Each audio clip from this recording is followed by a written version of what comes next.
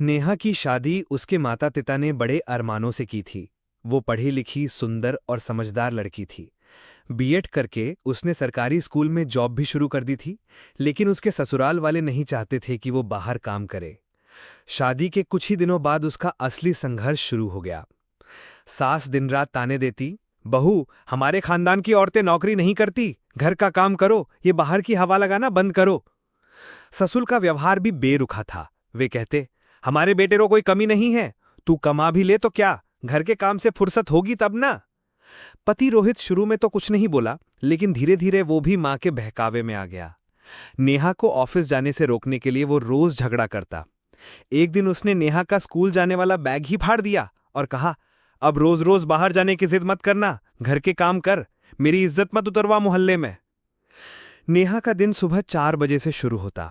सास उसे जबरदस्ती उठाकर काम करवाती, झाड़ू पोंछा, बर्तन, कपड़े धोना, सब्जी काटना, रोटी बनाना।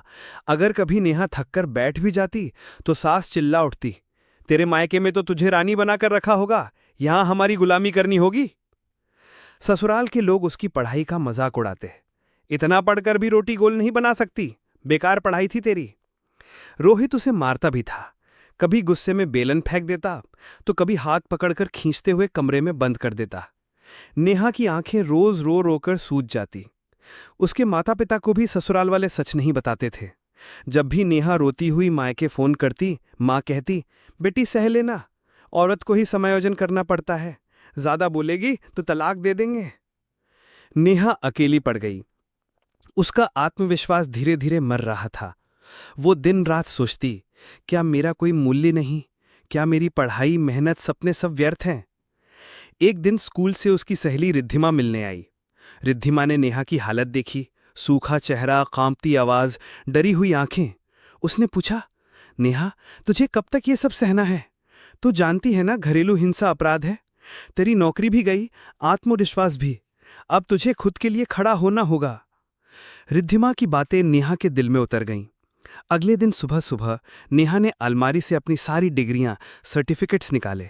उसने पुराने स्कूल में फोन किया। प्रिंसिपल ने कहा, नेहा जी, हम आज भी आपको बुलाना चाहते हैं, आप बहुत मेहनती टीचर थीं। नेहा की आंखों में पहली बार उम्मीद की चमक लौटी। उसी रात जब सब सो गए, नेहा ने अपने कपड़े और डिग्रियां पैक की। उसने रोहित के सिरहाने एक चिट्ठी रखी, मैं अब और अपमान नहीं सह सकती, मेरा भी आत्मसम्मान है। मेरी पढ़ाई, मेरी मेहनत, मेरा जीवन, ये सब मैं खोना नहीं चाहती। तुम लोग मुझे कभी समझ नहीं पाए। अब मैं खुद के लिए जीऊंगी। नेहा अपने मायके नहीं गई, वो सीधे अपने स्कूल पहुंची। प्रिंसिपल ने उसे सरकारी योजना के तहत टीचर हॉस्टल में रहने की व्यवस्था कर दी। वहां रहकर नेहा ने फिर से पढ़ाना शुरू किया। बच्चों की मुस्कान देखकर उसे ताकत मिली। उसने घर से मिले जख्मों को अपनी कमजोरी नहीं बनने दिया। धीरे धीरे वो गांव की सबसे प्रसिद्ध टीचर बन गई। लोग अपनी बेटियों के लिए उसे उदाहरण देने लगे। नेहा मैडम जैसी बनो, जो मुसीबतों से लड़कर भी अपने पैरों पर खड़ी रही। रोहित ने कई बार उसे वापस लाने की कोशिश की। सास ससुर को भी एहसास हुआ कि उन्होंने नेहा को खोकर कितना बड़ा नुकसान किया। लेकिन नेहा ने माफ तो किया, पर वापस नहीं गई। उसे पता था कि जहां इज्जत ना मिले, वहां औरत का रहना खुद के प्रति अन्याय होता है। नेहा की कहानी हजारों औरतों के लिए प्रेरणा बन गई।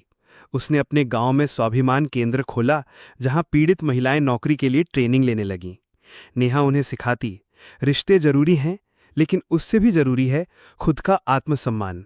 अगर तुम खुद के लिए नहीं खड़ी होगी, तो कोई तुम्हारे लिए नहीं खड़ा होगा।